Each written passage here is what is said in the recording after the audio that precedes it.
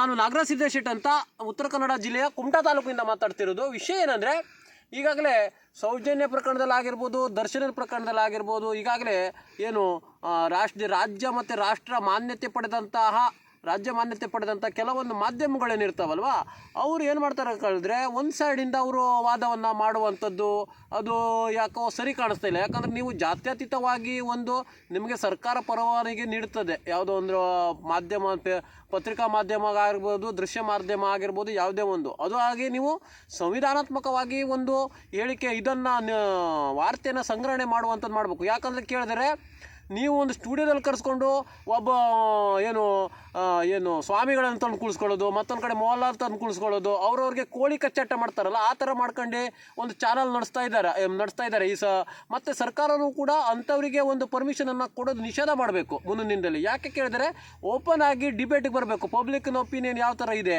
ಅವ್ರಿಗೆ ಬೇಕಾದದ್ದು ಅವರು ಎಂಟಿಯಾಗಿ ವಿರುದ್ಧವಾಗಿ ಮಾತಾಡೋದು, ಯಾರ್ದೋ ಒಂದು ನ್ಯೂಸನ್ನು ಮೆನ್ಷನ್ ಮಾಡೋದಿಲ್ಲ ಇವರು.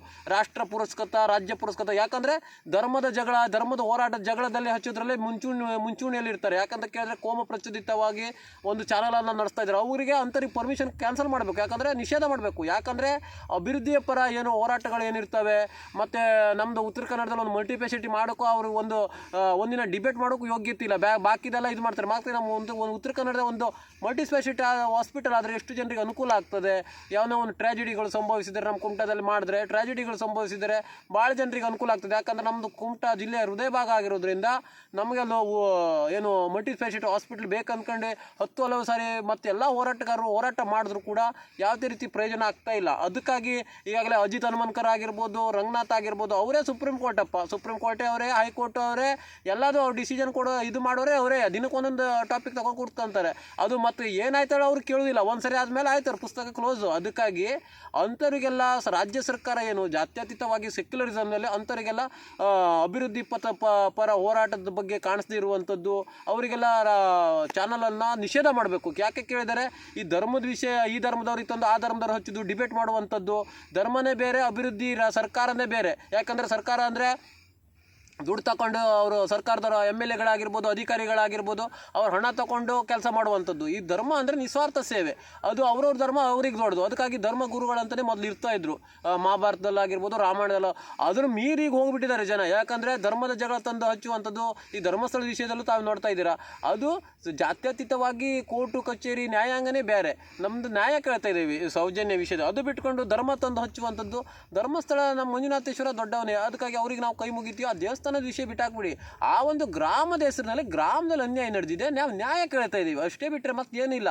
ಸೌಜನ್ಯ ಒಂದು ನ್ಯಾಯ ಕೊಡಿಸುವಂಥದ್ದು ನಮ್ಮ ಪ್ರಾಮಾಣಿಕ ಪ್ರಯತ್ನಕ್ಕೆ ಅದಕ್ಕೆ ಧರ್ಮ ತಂದು ಹಚ್ಚುವಂಥದ್ದು ಅದೆಲ್ಲ ಸರಿಯಲ್ಲ. ಯಾಕಂತ ಕೇಳಿದ್ರೆ ಅದಕ್ಕಾಗಿ ಧರ್ಮನೇ ಬೇರೆ ಮತ್ತು ಇದನ್ನೇ ಬೇರೆ. ಈಗ ಚಾನಲ್ನವರೇ ಒಂದು ಜನರಿಗೆ ಮಿಸ್ಗೈಡ್ ಮಾಡ್ತಾ ಇದ್ದಾರೆ. ಯಾಕಂದರೆ ರಾಜ್ಯ ಪುರಸ್ಕೃತ, ರಾಷ್ಟ್ರ ಪುರಸ್ಕೃತ ಚಾನಲ್ ಕೂಡ ಅಂಥವರೇ ಆಗಿಬಿಟ್ಟಿದ್ದಾರೆ. ಅವರೇ ಕೋಮು ಪ್ರಚೋದಕ್ಕೆ ಒಂದು ಹೇಳಿಕೆಯನ್ನು ಒಂದು ಕೋಮಿನಿಂದ ಇನ್ನೊಂದು ಕೋಮಿಗೆ ಪ್ರಚೋದನೆ ಕೊಡುವಂಥ ಒಂದು ವಾರ್ತೆಯನ್ನು ವಿಸ್ತಾರ ಮಾಡಬಾರ್ದು. ಅದಕ್ಕಾಗಿ ಅಂಥವರಿಗೆ ಸರ್ಕಾರ ಮತ್ತು ಇದು ಮಾಡಬೇಕು, ನಿಷೇಧ ಮಾಡಬೇಕು. ಮತ್ತು ಸುಪ್ರೀಂ ಕೋರ್ಟು ಮತ್ತು ಹೈಕೋರ್ಟ್ ಎಲ್ಲ ಯಾಕಿದೆ ಸುಮ್ಮನೆ? ಇಂಥವರಿಗೆಲ್ಲ ನಿಷೇಧ ಮಾಡುವಂಥ ಕೆಲಸವನ್ನು ಮಾಡಬೇಕು. ಮತ್ತೇನೆಂದರೆ ಕೆಲವೊಂದು ಜನ ದೊಡ್ಡ ನಾವು ಬುದ್ಧಿಜೀವಿಗಳು ಮತ್ತು ದೊಡ್ಡ ಚಿಂತಕರು ಅಂದ್ಕೊಂಡು ದೊಡ್ಡ ಪುಸ್ತಕ ಹಾಕೋ ಕೂತ್ಕೊಳ್ಳೋ ಆಗಲಿಲ್ಲ.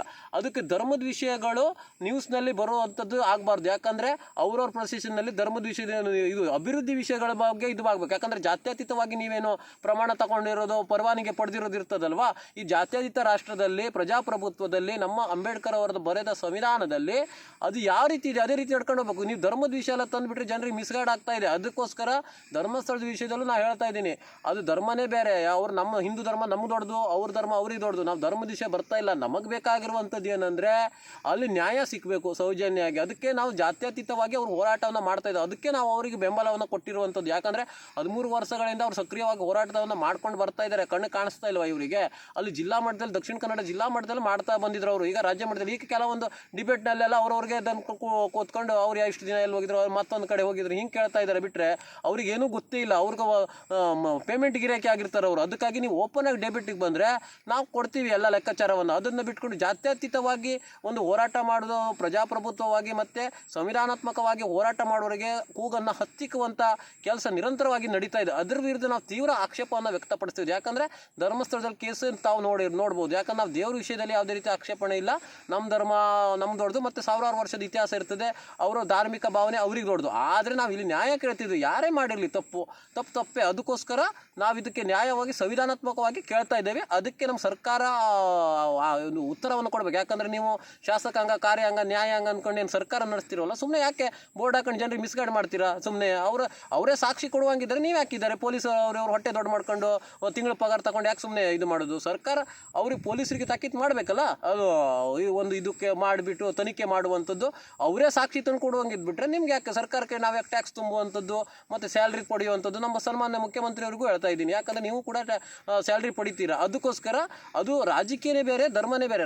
ಧರ್ಮ ದಿಶ ರಾಜಕೀಯ ತರೋಕೆ ಹೋಗಬೇಡಿ. ಅದಕ್ಕೋಸ್ಕರ ನೀವು ಸಂವಿಧಾನಾತ್ಮಕವಾಗಿ ನೀವೇನು ಪುಸ್ತಕ ಎಲ್ಲ ಮಾಡಿ ಇಲ್ಲಿ ಸಂವಿಧಾನ ಉಳಿಸಿ ಮಳಿಸಿ ಅಂತ ಹೇಳಿದ್ರಲ್ವ, ನೀವೇ ಸಂವಿಧಾನ ಮೊದಲ ಉಳಿಸೋದನ್ನು ಕರೀಲಿ. ಯಾಕಂದರೆ ಅವ್ರು ಸಂವಿಧಾನಾತ್ಮಕವಾಗಿ ಏನೋ ಹೋರಾಟವನ್ನು ಮಾಡಿದರೆ ಅದಕ್ಕೆ ಸೂಕ್ತವಾದಂಥ ಬೆಲೆಯನ್ನು ನೀವು ನೀಡಿ. ನೀವು ಮುಂದಿನ ದಿನದಲ್ಲಿ ಸಂವಿಧಾನಕ್ಕೆ ಬೆಲೆನೇ ಇರಲ್ಲ, ಮತ್ತು ಈಗ ಜನ ಅದ್ರ ಮೇಲೆ ನಂಬಿಕೆ ಕಳ್ಕೊಬಿಡ್ತೀರ ತಾವು. ಅದಕ್ಕೋಸ್ಕರ ನಾವು ಹೇಳ್ತಾ ಇರೋದು, ನಮಗೆ ಅಂಬೇಡ್ಕರ್ ಅವರ ಪವಿತ್ರವಾದ ಸಂವಿಧಾನ ಬೇಕು. ಸಂವಿಧಾನಾತ್ಮಕವಾಗಿ ಅಲ್ಲಿ ಯಾರು ಅಪರಾಧಿಗಳು ಯಾರಿದ್ದಾರೆ ಅವ್ರಿಗೆ ಶಿಕ್ಷೆ ಕೊಡಿ. ನಾವೇನು ವೀರೇಂದ್ರ ಹೆಗ್ಗಡೆ ಅವ್ರ ಬಗ್ಗೆ ನಾವು ಟಾರ್ಗೆಟ್ ಮಾಡಿ ಹೇಳ್ತಾ ಇಲ್ಲ. ಅವ್ರು ಅಂದ್ಕೊಂಡು ನಾವೇನು ನೋಡಿದೀವ? ಇಲ್ಲ. ಮತ್ತು ಅವ್ರ ಮನೆ ಮಂಥನ ವಿಷಯ, ಧರ್ಮಸ್ಥಳ ವಿಷಯನೇ ಮಾತಾಡ್ತಾ ಇಲ್ಲ. ಅದೊಂದು ಗ್ರಾಮಕ್ಕೆ ಸೀಮಿತವಾಗಿ ಅಲ್ಲಿ ಯಾರು ಇದು ಹಿನಾತಿಹಿತ ಕೃತ್ಯವನ್ನು ಎಸಗಿದ್ದಾರೆ ಅವರಿಗೆ ಸೂಕ್ತವಾದ ತನಿಖೆ ಆಗಿ ಮತ್ತು ಅವರಿಗೆ ಶಿಕ್ಷೆ ಆಗಲೇಬೇಕು ಅನ್ನುವಂಥದ್ದೇ ನಮ್ಮದು ಮೂಲ ಉದ್ದೇಶ ಆಗಿದೆ. ಅದಕ್ಕೋಸ್ಕರ ಸನ್ಮಾನ್ಯ ಸಿದ್ದರಾಮಯ್ಯವ್ರನ್ನ ಬೇಡ್ಕೊಳ್ಳೋದಿಷ್ಟೇ, ನೀವು ಸಂವಿಧಾನವನ್ನು ಉಳಿಸಿ. ಯಾಕಂದರೆ ಕೇಳಿದರೆ ಅವ್ರು ಸಂವಿಧಾನಾತ್ಮಕವಾಗಿ ಮೊದಲಿನ ಮನವಿ ಕೊಡುವಂಥದ್ದು, ಹೋರಾಟ ಮಾಡುವಂಥದ್ದು ನಾವು ನೋಡಿದ್ದೀವಿ. ಅದಕ್ಕೋಸ್ಕರ ಈ ಒಂದು ತನಿಖೆಯನ್ನು ಎತ್ತಿಡುವಂಥ ಕಾರ್ಯವನ್ನು ನೀವು ಮಾಡಿ. ಯಾಕಂದ್ರೆ ಮತ್ತೆ ಇಲ್ಲ ಬಿಟ್ಟರೆ ನಿಮ್ಮ ಸಂವಿಧಾನದ ಬಗ್ಗೆ ಮಾತಾಡೋದಕ್ಕೆ ನೈತಿಕ ಹಕ್ಕೇ ಇಲ್ಲ. ಯಾಕಂತ ಕೇಳಿದ್ರೆ ಒಂದು ಸೈಡ್ ನೀವು ಅದು ಹೆದರ್ತಾ ಇದ್ದೀರಾ, ಯಾಕಂದರೆ ನಮಗೇನೋ ಇಲೆಕ್ಷನ್ನಲ್ಲಿ ಏನೋ ತೊಂದರೆ ಆಗ್ಬೋದು ಏನೋ. ಇಲ್ಲ, ನೀವು ಸಂವಿಧಾನಾತ್ಮಕವಾಗಿ ಇದ್ದರೆ ಸೆಕ್ಯುಲರ್ ಜನ ನಿಮ್ಗೆ ಓಟ್ ಹಾಕೇ ಹಾಕ್ತಾರೆ. ಅದಕ್ಕೋಸ್ಕರ ನಾವೊಂದು ಹೇಳಿಕೆಯನ್ನು ಕೊಟ್ಟಿದ್ದೀವಿ.